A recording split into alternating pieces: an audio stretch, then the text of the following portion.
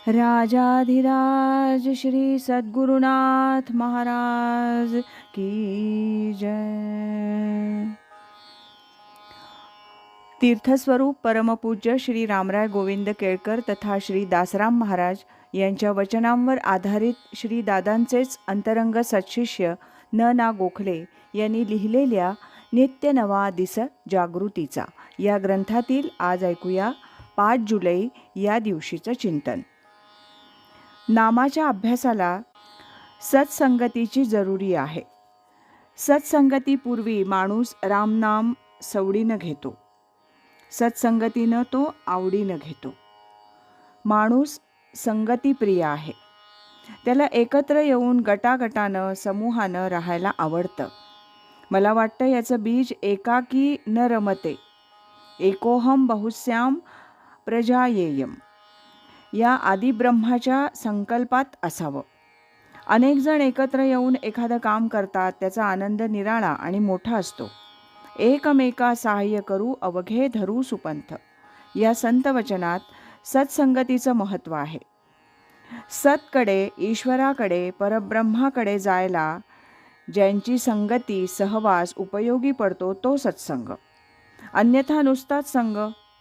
गटागटानं मौज मजा करणारी मंडळीही खूप असतात आणि त्यांना त्यात आनंदही मिळतो, पण ती संगती परमार्थाच्या कामात उपयोगाची नाही। मग सत्संगतीपूर्वी माणूस जर त्याला परमार्थ करावयाची इच्छा असेल तर करतो की नाही? एकट्यानं नामस्मरण करणं शक्य आहे का नाही? हा प्रश्न पडावयाचं कारण नाही, कारण तसं होऊ शकतं असा आपला अनुभव आहे।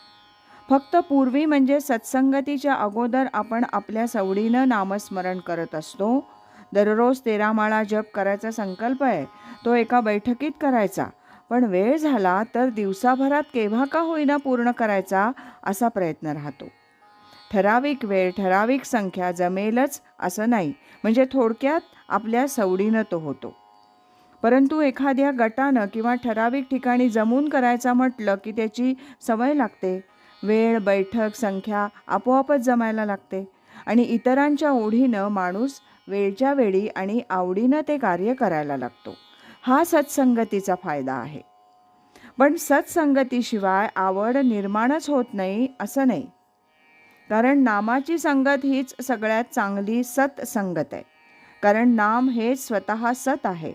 एकट्यानं आनंद जास्त होतो का अनेक जण एकत्र येऊन साधन केल्यानं आनंद जास्त मिळतो, हे प्रत्येकाच्या प्रकृती व स्वभाव धर्मावर अवलंबून आहे। नामाचा आनंद मिळायला लागला की आवड उत्पन्न होतेच, मग ती एकांतात असो की सत्संगात असो। राजाधिराज श्री सद्गुरुनाथ महाराज की